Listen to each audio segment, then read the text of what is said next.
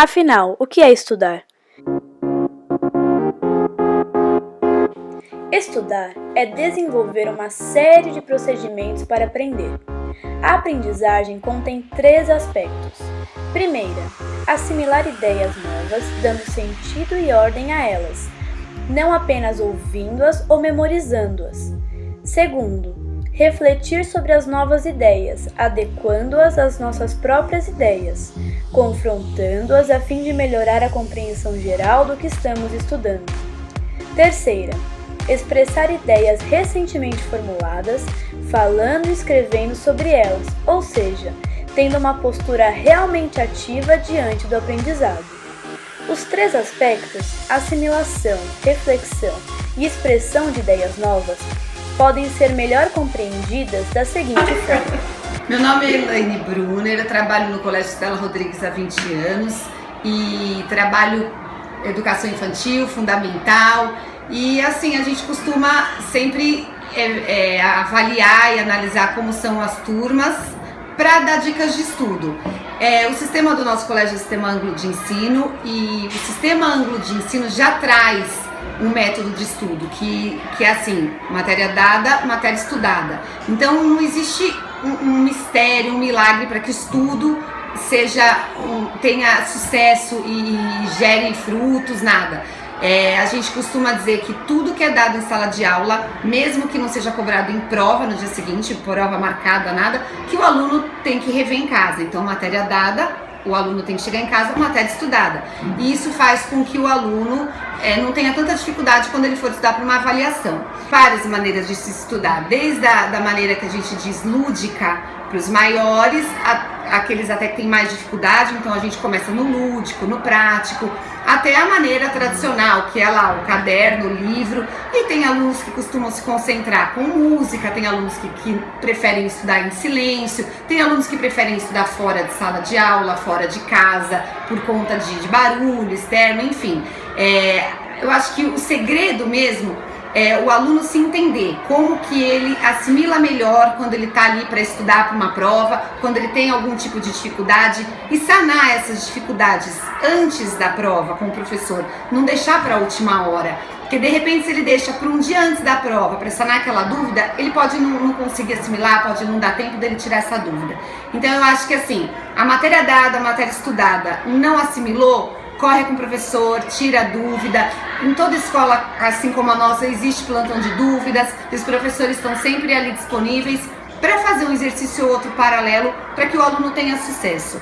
E eu acho assim, a gente trabalhando com o lúdico, o prático, desde os pequenos, quando chega nos maiores, para eles interpretarem e abstraírem aquilo ali no papel, fica mais fácil. Então eu acho que todos os dias um pouquinho é melhor do que estudar tudo de uma vez, de um dia para o outro. Completando as técnicas faladas anteriormente, iremos falar também sobre a técnica de Pomodoro. A técnica de Pomodoro, inventada em 1980 por Francesco Cirillo, é um método de gerenciamento do tempo. A ideia é simples: usar um timer para marcar pequenos períodos de produtividade.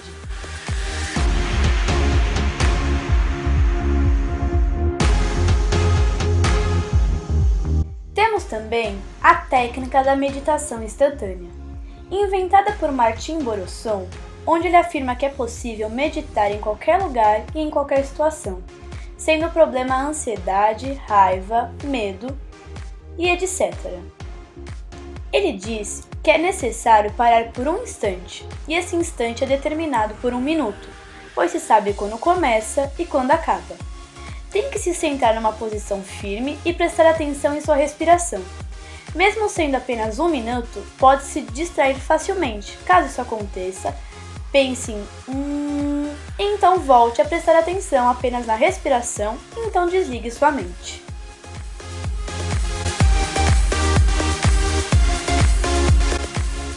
E para concluir, como aprendemos? Usamos basicamente 2 partes da memória.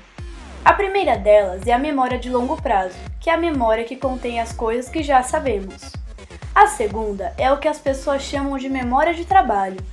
A memória de trabalho é bem pequena em frente à memória de longo prazo, ou seja, temos um limite para raciocinar na memória de trabalho. É nela que aprendemos e raciocinamos. Isso funciona. Todos nós estamos em um ambiente externo e esse ambiente ele promove alguns estímulos através de nossos sentidos. Esses estímulos vão cair na memória de trabalho em forma de informações novas. Essas informações novas funcionam como uma espécie de imã que irá atrair informações que já existem na memória de longo prazo e que estão relacionadas a essa informação nova, que chegou assim juntando essas duas informações.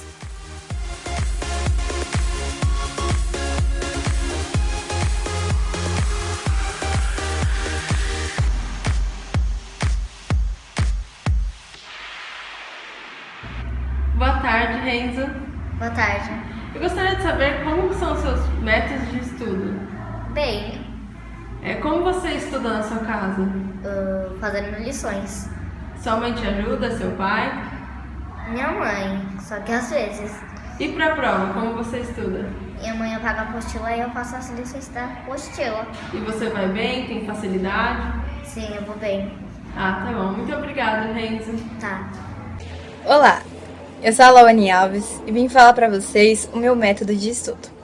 O meu método de estudo é ler sobre a matéria e reler ela de novo. Depois que eu releio, eu faço um resumo sobre o que eu entendi.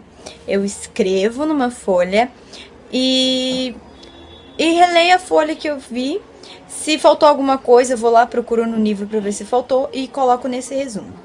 Depois que eu escrevi, eu sempre gosto de ir no Google e pesquisar algumas questões sobre essa matéria, para saber se eu captei bem a matéria. Se eu não captei, eu releio o resumo que eu fiz, escrevo ele de novo e vou tentar fazer a questão novamente. Muito obrigada, gente. Jéssica, corta. Corta!